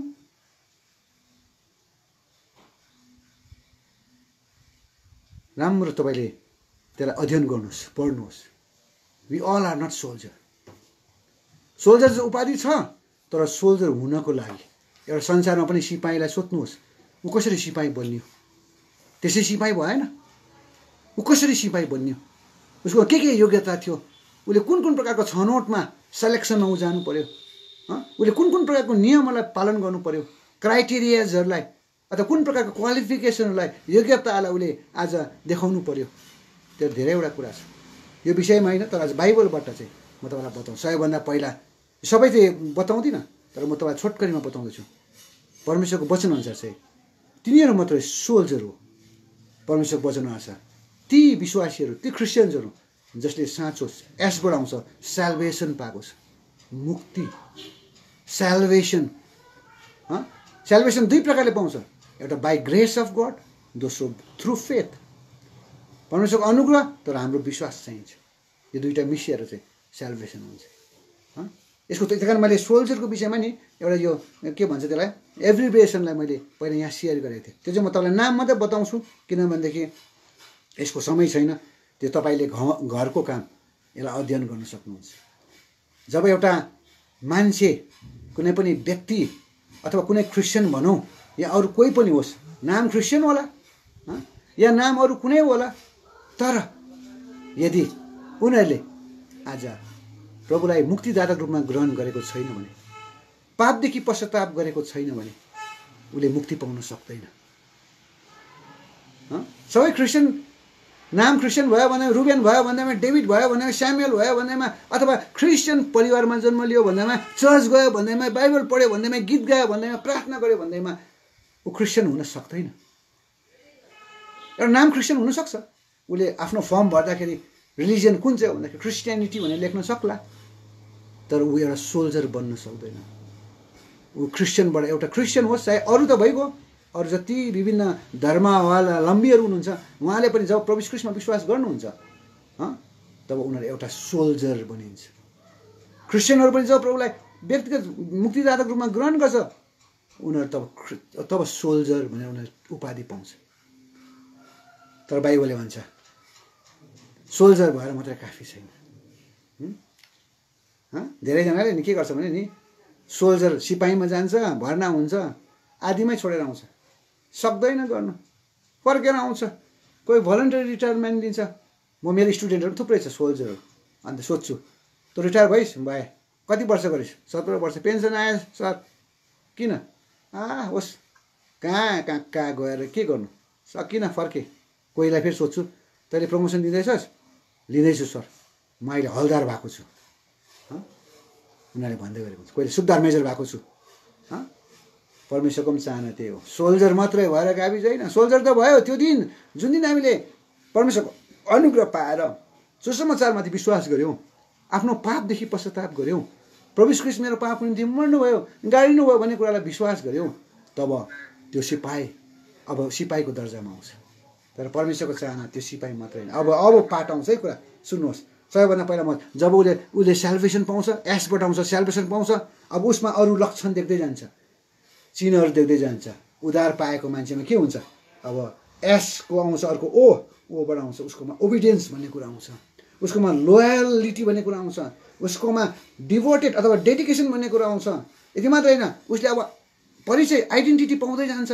प्रभुको घरमा ऊ यस्तो सेवा गर्ने, यो प्रभुको दासी, यो प्रभुको जन, उसको आइडेन्टिटी, त्यसमा थुप्रै आइडेन्टिटीको नम्बर पनि छ। मैले पनि पाएको छु, त्यो अहिले म भन्दिनँ तपाईँले है। तर आइडेन्टिटी प्रत्येक विश्वासीले उद्धार पाएको दिन एउटा आइडेन्टिटी पाउँछ, नम्बर पाउँछ। सिपाहीको नम्बर हुन्छ क्या, नम्बरबाट बोलाउँछ। त्यसको बाद बत्तिसमा लिँदा फेरि अर्को नम्बर थपिन्छ उसको, जे होस्। त्यसको बादमा उस के हुन्छ, त्यो सिपाहीले याद गर्नुपर्छ, म सिपाहीको काम लड्ने हो देशको निम्ति भनेदेखि उसको शत्रु छ भन्ने कुरा उसले जानेको हुनुपर्छ। एनिमिज, मैले शब्दलाई भन्दैछु है, सोल्जर, SOLDIER अथवा एनिमी उसको छ भन्ने कुरालाई जान्नुपर्छ। ऊ होसियारी हुनुपर्छ। र अन्तमा गएर सिपाही जहिले पनि रेडी हुनुपर्छ। तिमोथीमा भनेको जस्तो समय बेसमय तिम्रो तयार हो। एनिमी, बाहिर एनिमीसँग हामीलाई डर होइन। हाम्रो बाहिरको एनिमी त परमेश्वरले जितिसक्नु भएको हो। हाम्रो भित्रको एनिमी जो मत्तीको किताबमा हामी पाउँछौँ, 5 अध्यायको 44 पदमा पाउँछौँ, 10 अध्यायको 34 पदमा पाउँछौँ, 36 पदमा पाउँछौँ। शत्रु भित्रै हुन्छ, चिन्नुपर्छ। त्यो चाहिँ सिपाहीले मात्रै चिन्छ जसले उद्धार पाएको छ। तर सिपाही मात्रै बसेर चिन्दैन है, फेरि कति चिन्ला, कति उसलाई चिन्नु साह्रो पर्छ। त्यही कारण म अहिले भन्दै जानेछु, अब के हुनुपर्छ अरे, हामी सिपाही मात्रै भएर हुँदैन। परमेश्वरको चाहना के छ अरे, अब फेरि आउनुहोस् त, एकपल्ट फेरि अङ्ग्रेजीमा कसैले पढिदिनुहोस्, खोलिदिनुहोस्। 2 तिमोथी 2 अध्यायको 3 पदलाई।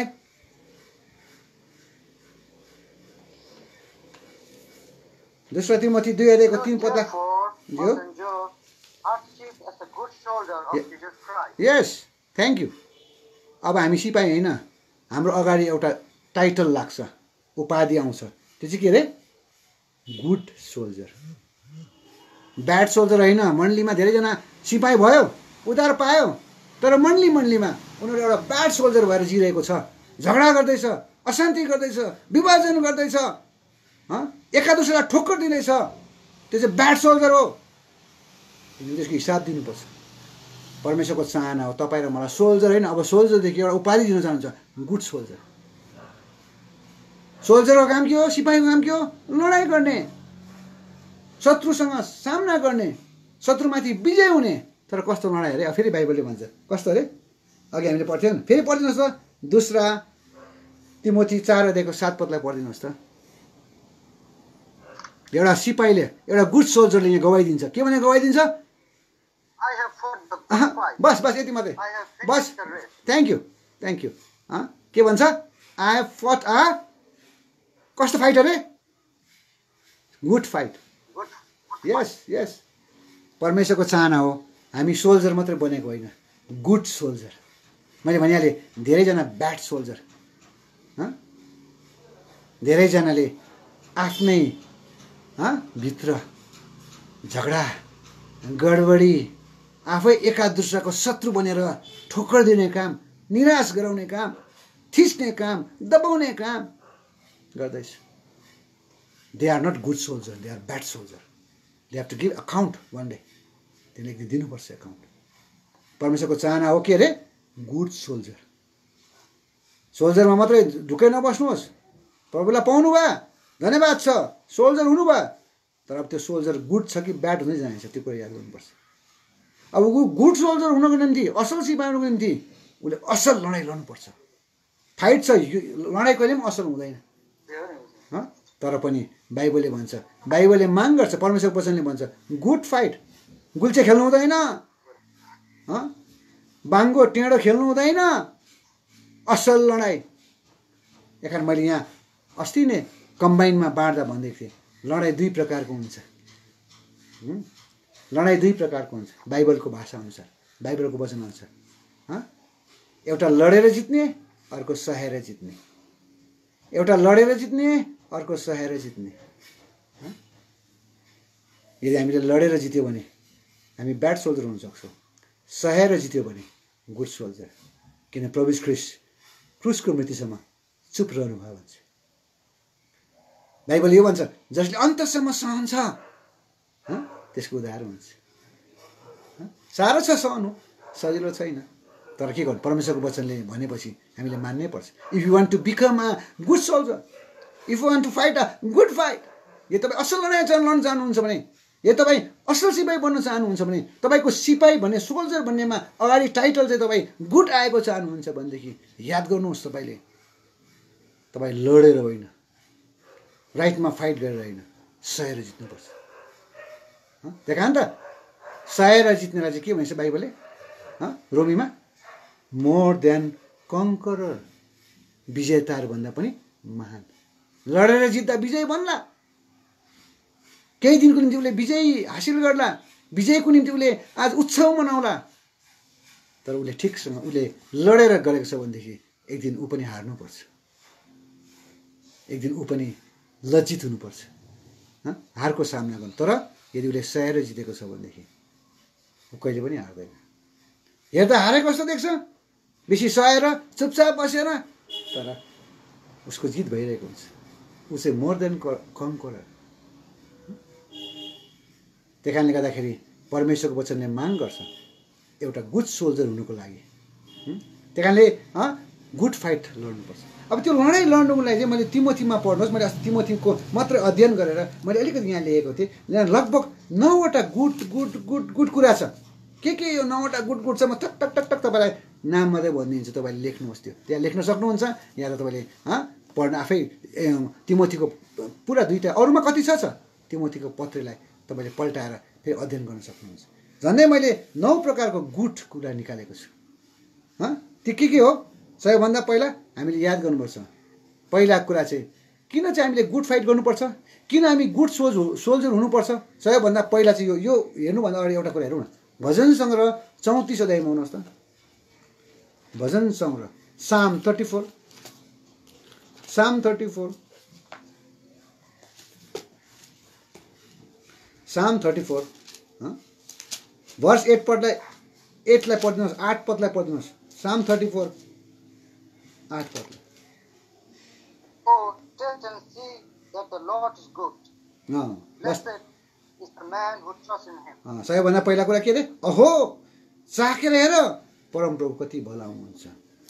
Why we must become a good soldier? Because our God is good. Oh, taste and see that the Lord is good. हाम्रो परमेश्वर जसले हामीलाई मुक्ति दिनुभयो, साल्भेसन दिनुभयो, जसले हामीलाई शान्ति दिनुभयो, पापको क्षमा दिनुभयो, मरेपछि स्वर्ग जाने निश्चय दिनु भने उहाँ नै हाम्रो परमेश्वर गुड भएपछि हामी कसरी ब्याड हुन सक्छौँ? हामी कसरी ब्याड बन्ने? दाउदले भन्छ, oh taste and see that the Lord is good. हाम्रो परमेश्वर भला हुनुहुन्छ। यस कारणले अब हामीले यो 9 प्रकारको गुड के हो त? कुन 9 प्रकारको गुड कुरालाई हामीले ध्यान दिनुपर्छ?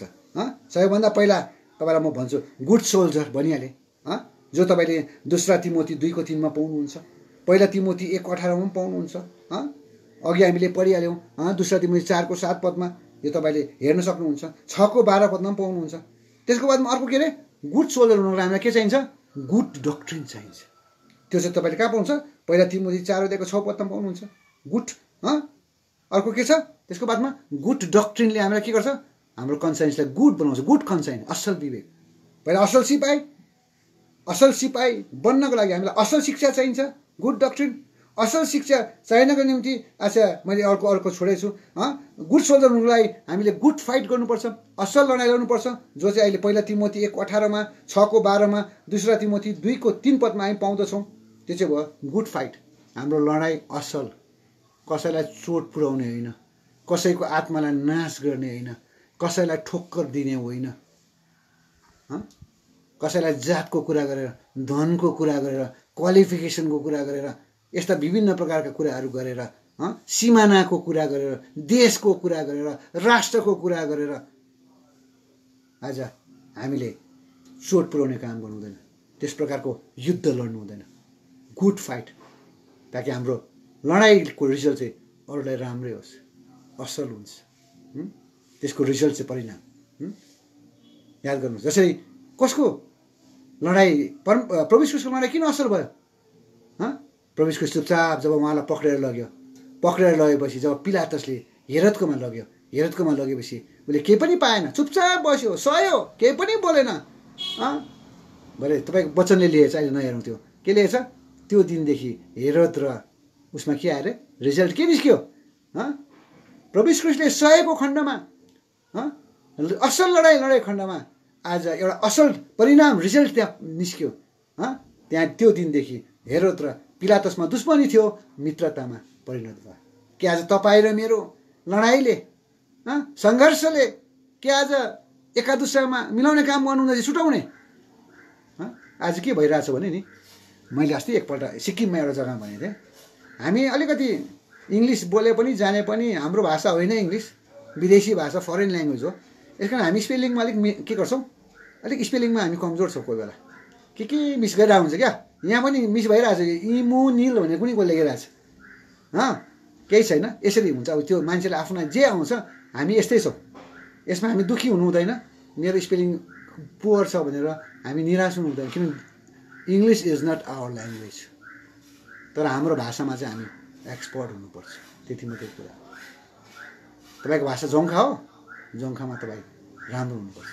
म नेपाली बोल्छु, हाम्रो यहाँको चल्ने भाषा नेपालीमा मेरो राम्रो हुन्छ। इङ्ग्लिस बोल्नुदा केही पनि छैन, किनभने त्यो हाम्रो भाषा होइन, हामीले पछि सिकेको भाषा हो। यस कारणले गर्दाखेरि मैले याद गरेको कुरा, हाम्रो के हुन्छ भने हामी बेसी प्रभुको दासहरूले सेवकले वचन दिन के गर्छ, मत्ती 5:9 क्या एकदम दाबी आउनुहोस् त। मत्ती 5:9 पढिदिनुहोस् त, अङ्ग्रेजीमा पढिदिनुहोस्, म त्यो तपाईँलाई बुझाउँछु कसरी। 5:9 अङ्ग्रेजीमा पढिदिनुहोस्। Blessed are the pure in heart, for they shall see God.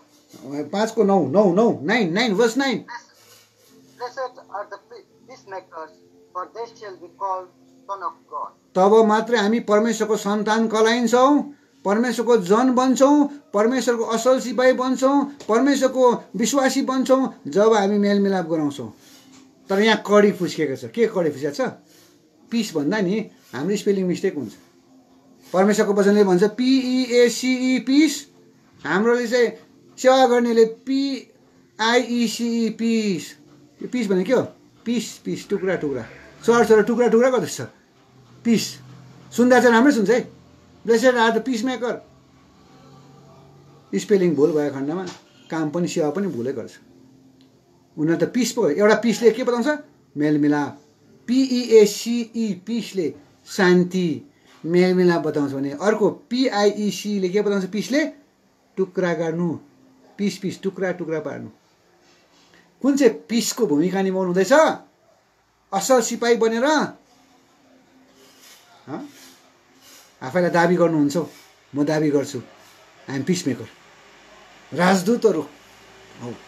तर कुन चाहिँ पिस, अङ्ग्रेजीको कुन चाहिँ पिसलाई हामीले प्रयोग गर्दैछौँ? टुक्रा बनाउने काम गर्दैछौँ या त जोड्ने काम गर्दैछौँ? यो आफैले जाँच्ने गर्ने काम, आफैले आफैलाई हेर्ने काम। यस कारणले गर्दाखेरि हामीले यो कुरालाई याद गर्नुपर्छ। मैले अघि बताउँदै थिएँ, अब हामीले गुड सोल्जर हुनुको निम्ति कुन कुरालाई हामीले ध्यान दिनुपर्छ। मैले भनिहालेँ सबैभन्दा पहिला एउटा गुड सोल्जरले फाइट त गर्नुपर्छ, तर हाम्रो फाइट गुड हो, गुड फाइट। दोस्रो मैले तेस्रो के भने गुड चौथो पहिला त हाम्रो गड इज गुड मैले भनिहालेँ। दोस्रो हामी आउँछौँ गुड सोल्जर, त्यसको बादमा तेस्रोमा आउँछौँ गुड फाइट, असल लडाइँ, चौथोमा आउँछ गुड डक्ट्रिन। पहिला तिमोथी 4 छ, अरूमा पनि छ, मैले खालि तिमोथीको पत्रिकालाई मात्रै ध्यान दिएर भनेको। त्यसको बादमा 5मा आउँछ गुड कन्साइन्स। हाम्रो विवेक पनि असल हुनुपर्छ, शुद्ध हुनुपर्छ। गुड कन्साइन्स छैन भने हाम्रो सेवकाई, हामी असल सिपाही बन्न सक्दैनौँ। धेरैको विवेक डामेको खण्डमा, धेरैको विवेक डिफायल भएको खण्डमा उनीहरूको सेवाले जहिले पनि कन्फ्युजन क्रिएट गर्छ। उनीहरूको सेवाले उन्नति होइन अवन्नति गर्छ, पतन ल्याउँछ। यस कारण होसियारी हुनुहोस्। तपाईँको कन्साइन्स, मेरो विवेक कस्तो छ? गुड कन्साइन्स हुनुपर्छ। पहिला तिमोथी 1:3 पाउँछौँ, 19 पाउँछौँ। त्यसको बादमा गुड मिनिस्टर। हामी सेवक मात्रै भएर हुँदैन, गुड मिनिस्टर हुनुपर्छ। संसारको मिनिस्टर त देखिरहनु भएको छ कस्तो हुन्छ, हामी त्यो नाम नलिउँ होला है आज। तर परमेश्वरले हामीलाई पनि मिनिस्टर बनाउन चाहनुहुन्छ, मन्त्री, सेवा गर्ने मन्त्री, तर असल गुड मिनिस्टर। जुन कुरा हामी कहाँ पाउँछौँ? पहिला तिमोथी 4:6 पदमा पाउँछौँ। त्यसको बादमा मात्रै अब हाम्रोमा के निस्किन्छ? Good works. पहिला तिमोथी 5:10, 25, 6:18, दोस्रो तिमोथी 2:21, 3:17 पद। तब हाम्रो कामहरू पनि गुड हुँदै जान्छ, असल हुँदै जान्छ। त्यति मात्र होइन, तब हाम्रो फाउन्डेसन पनि पहिला तिमोथी 6:19 पद हुन्छ गुड फाउन्डेसन। र त्यति मात्र होइन, जब हामी असल सिपाही भएपछि हाम्रो प्रोफेसन, पेसा भन्छ, प्रोफेसन भनेको पेसा। जसरी टिचिङ काम मेरो पेसा हो, त्यसरी नै प्रभुको घरमा पनि हाम्रो पेसा बन्छ। के पेसा बन्छ? असल लडाइँ लड्ने पेसा, असल शिक्षा दिने पेसा, असल लडाइँ। त्यति मात्र होइन, असल विवेकलाई कायम राख्ने पेसा, त्यो हाम्रो पेसा बन्छ। अलिकति विवेक जब डिफाइल हुन्छ, अशुद्ध हुन्छ, हामी प्रभु कहाँ जाइहाल्छौँ, नम्र बनिहाल्छौँ, प्रस्ताव गरिहाल्छौँ।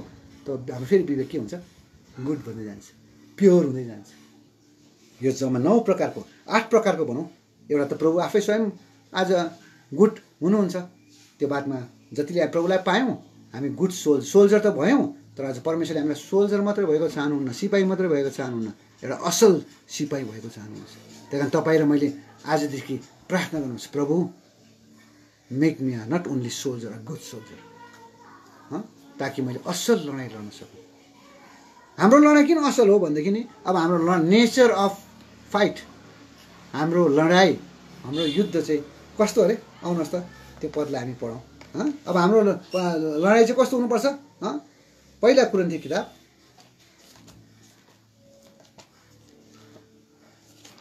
कति घन्टा पुग्यो? पुग्यो? ठिकै छ, यतिमै राख्नु। अच्छा, माफ गर्नुहोस्, दोस्रो कुरिन्थीको किताब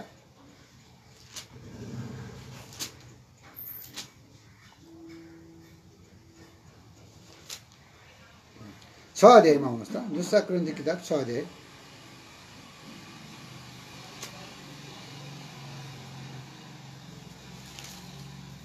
माफ गर्नुहोस्, 10 अध्याय। दोस्रो कुरिन्थी 10 अध्याय। अब हाम्रो नेचर अफ फाइट, हाम्रो लडाइँको जुन चाहिँ कस्तो प्रकारको लडाइँ हो भन्ने कुरा याद गर्नुपर्छ। हामीले जहाँ एउटा सोल्जरले असल लडाइँ के हो, त्यो लडाइँ कस्तो हो भन्ने कुरा पहिला हामीले जानेको हुनुपर्छ। त्यो चाहिँ दोस्रो कुरिन्थी 10 अध्यायको 3 पदमा पढिदिनुहोस् अङ्ग्रेजीमा।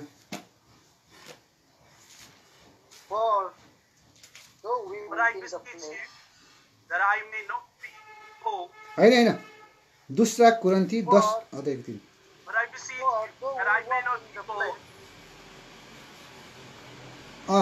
जुन चाहिँ उयोले पढ्दैछ, दो आई वक भन्ने पढ्दैछ, त्यो ठिक हो।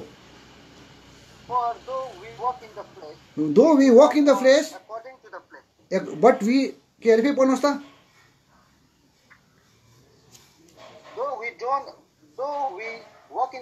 यदि हामी शरीरमा हिँडे पनि, बिस्तारो बिस्तारो हुन्छ, म पढिदिन्छु ल, सुन्नुहोस्। किनकि शरीरमा हिँडे तापनि हामी शरीर अनुसार लडाइँ गर्दैनौँ, किनकि हाम्रा लडाइँका हतियारहरू शारीरिक छैनन्, तर किल्लाहरू भत्काउनका लागि परमेश्वरद्वारा सामर्थ्य छ। हाम्रो लडाइँ एका दुस्रा विश्वासीसँगको लडाइँ लड्ने होइन। हाम्रो लडाइँ तल्ल माथिको छिमेकीहरूसँग लडाइँ लड्ने होइन। हाम्रो लडाइँ स्कुलमा, अफिसमा आफ्नो सहकर्मीहरूसँग लडाइँ लड्ने होइन। हाम्रो लडाइँ शरीरको लडाइँ होइन। परमेश्वर वचन स्पष्ट बताएको छ। आउनुहोस् त अर्को एउटा पद, इफिसीको पत्री 6 अध्यायमा। इफिसीको पत्री 6 अध्यायमा 11 पदलाई पढिदिनुहोस्। के अरे 12 पदलाई, इफिसी 6 को 12 पदलाई।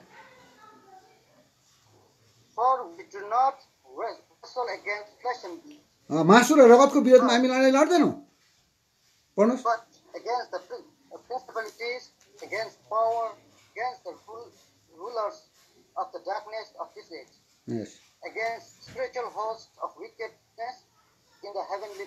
यस, यो चाहिँ हाम्रो धन्यवाद। हाम्रो लडाइँ चाहिँ यो शरीरको लडाइँ होइन। एउटा विश्वासी अर्को विश्वासीसँग लडाइँ लड्ने होइन। एउटा जिम्मेवारी अर्को जिम्मेवारीसँग लडाइँ लड्ने होइन। एउटा सेवा गर्ने अर्को सेवा गर्नेसँग लडाइँ लड्ने होइन। शरीरको लडाइँ होइन, हाम्रो आत्मिक लडाइँ हो। जुन लडाइँ चाहिँ लड्नको निम्ति परमेश्वरले हाम्रो हतियार दिएको छ। अब आज म यतिमै राख्छु, कुनै समय अहिले होइन, पछि बादमा अलिक यसलाई कन्टिन्यू गर्छु। याद गरिराख्नुहोस्, हामीले नेचर अफ फाइटसँग हेरेका छौँ। सबैभन्दा पहिला अलिकति म रिभ्यू गर्छु, त्यहाँदेखि म सकिदिन्छु। सबैभन्दा पहिला परमेश्वरको चाहना हो हामी सोल्जर भएको, सिपाही। क्रिस्चियन भयो भन्दैमा, क्रिस्चियन परिवारमा जन्म लियो भने हामी सिपाही बन्न सक्दैनौँ। सिपाही बन्नको लागि हामीले मुक्ति पाउनुपर्छ। सोल्जरको एसबाट आउँछ के अरे मैले भनेको स्याल्भेसन। जुन दिन हामीले मुक्ति पाउँछौँ तब हामी परमेश्वरको सिपाही बन्छौँ। त्यसको बादमा अब हामीमा त्यो सिपाहीमा त्यो लक्षण देखा पर्छ। त्यहाँ 7वटा कुराहरू छ, 6वटा SOLDIERमा त्यो 7वटा एब्रिभिएसन मैले बताएको छु। त्यो सोल्जरमा आज्ञाकारिता भन्ने कुरा आउँछ, ओबिडियन्स भन्ने कुरा आउँछ, लोयलिटी इमान्दारीपना भन्ने कुरा आउँछ, डेडिकेसन भन्ने कुरा आउँछ, डेडिकेट टु गड। अनि लोयल भनेको चाहिँ is related with the faithfulness. Faithful भन्ने कुरा आउँछ। पहिला फेथफुल थिएन होला, सिन्सियर थिएन होला। त्यसपछि डेडिकेसन, कुनै कुरा गर्छ प्रभुलाई मरिमेटिकन गर्छ, समर्पित भएर गर्छ। त्यसको मात्र होइन, उसमा अब उसले आफ्नो परिचय पाउँदै जान्छ। अब म होइन, अब म परमेश्वरको जन हो, परमेश्वरको सिपाही हो। आइडेन्टिटी हामीलाई नम्बर पनि पाउँछ हामीले। त्यसको बादमा हामीले के हुँदैन, हामीले याद गर्नुपर्छ, हामी होसियार हुनुपर्छ। सिपाही भएपछि हामी होसियार, हाम्रो एनिमी छ, बाहिर छैन, भित्रै छ। तर एनिमीसँग हामी सचेत होसियारी रहनुपर्छ। भनेको साथसाथमै हामी सधैँ रेडी तयारी हुनुपर्छ। सोल्जर जहिले पनि कुनै पनि क्षेत्रमा जानको निम्ति, चाहे कठिन हो, हिमालको माथि टुप्पामा होस् या त तराईको आज मरुभूमिको फेदमा होस्, ऊ पुग्नै पर्छ। चाहे ऊ माथि पोलार रिजनमा होस्, चाहे ऊ तल इक्वेटर रिजनमा होस्, ऊ त्यहाँ जानै पर्छ। सधैँ तयारी। ल आज उठ, हिँड, उठिहाल्नुपर्छ। कम्बरको सबै कुरा तयारी गरिहाल्नुपर्छ। यस्तो कारणले गर्दाखेरि यो गुणहरू अब सिपाही भएपछि हामीमा आउँदै जान्छ।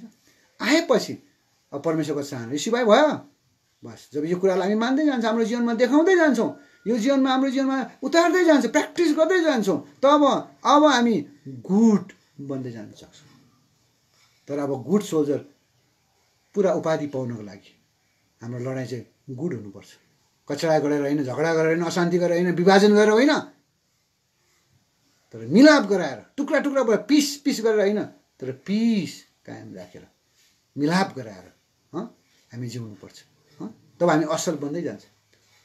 अघि मैले बताइहालेँ, किनभनेदेखि हाम्रो जुन चाहिँ नेचर अफ फाइट छ, जुन चाहिँ लडाइँको जुन चाहिँ हाम्रो जुन चाहिँ स्वभाव छ, त कस्तो खालको लडाइँ हो भन्ने कुरा छ, त्यो मैले बताइहालेँ। पहिला 2 कोरिन्थी 10 अध्यायको 3 पद जुन चाहिँ इफिसीको 6 अध्यायको 12 पदमा, र हाम्रो लडाइँ लड्ने कसको विरुद्धमा हो र त्यो लडाइँ कसरी लड्नुपर्छ। मैले भनिहालेँ, लडेर होइन, सहेर, किन हाम्रो लडाइँ असल हो। र अब त्यो लड्ने तरिका कसरी हो, त्यो हामी प्रभुले समय दिनुभयो भने यसलाई बादमा हामी कन्टिन्यू गर्छौँ। र जहीँ कहीँ बोल्नमा भुल भए क्षमा चाहन्छौँ। प्रभुले तपाईँ र मलाई आशिष दिएका हुन्। र विशेष गरिकन ती क्रिस्चियन लोकहरू, अरू जतिले सुनिरहनु भएको छ, अरू छिमेकीले पनि सुनिरहनु भएको छ भनेदेखि आज तपाईँलाई प्रभु ख्रीष्टले आह्वान गर्नुहुन्छ एउटा सिपाही बन्नको निम्ति, उहाँको किङडमको, उहाँको स्वर्गीय राज्यको निम्ति उहाँलाई तपाईँलाई सिपाही, न सिपाही मात्र होइन, एउटा असल सिपाही बनाउनु निम्ति। र असल सिपाही भएपछि हुनको निम्ति के हामीले गर्नुपर्छ भन्ने कुरा, प्रभुलाई कसरी पाउनुपर्छ, हामी सिपाही बनेपछि हाम्रो जीवनमा कुन कुन कुरा हामीले धारण गरेको हुनुपर्छ। र त्यो धारण गरेपछि जब हाम्रो युद्ध आउँछ, कसको अब जति हामी सिपाहीमा परिपक्व हुँदै जान्छौँ, धेरै प्रकारको युद्ध गर्नुपर्छ। एक ठाउँ मात्रै बसेर हुँदैन, विभिन्न प्रकारको लडाइँहरू। तर त्यो लडाइँ चाहिँ हाम्रो शरीरको लडाइँ होइन, सङ्गी विश्वासीसँग लडाइँ गर्ने होइन, छिमेकीहरूसँग लडाइँ गर्ने होइन, एकादुसरासँग लडाइँ गरेर लडेर जित्ने होइन, सहेर जित्ने हाम्रो युद्ध हो। र त्यो सहेर जित्नुको लागि चाहिँ अब त्यो कति 7 प्रकारको भनौँ, एउटा असल सिपाही भएपछि त्यो 7 प्रकारको गुड जुन चाहिँ हाम्रो जीवनमा कायम हुनुपर्छ। अघि मैले तपाईँलाई नाम बताइसकेको छु। Good doctrine, good fight, good foundation, good profession, त्यसको बादमा गुड कन्साइन्स, गुड वर्क्स, सबै कुरामा आधारित भयो भने अब हामी असल बन्न सक्छौँ। र त्यसको बादमा यो लडाइँ कसरी लड्नुपर्छ, र हामी असल भएर असल लडाइँ लडेर हामी अन्त गर्न सक्छौँ। त्यो विषयमा प्रभुले समय दिइहाल्यो भने आज हामी हेर्नेछौँ, नत्र यतिले पनि हामी काफी छ। यहाँबाट पनि तपाईँले बुझ्न सक्नुहुन्छ नै, प्रभुले सहायता गरेका हुन्। तपाईँ आफै यसलाई अध्ययन गर्ने काम। सबैलाई मेरो जय मसीह। जय मसीह।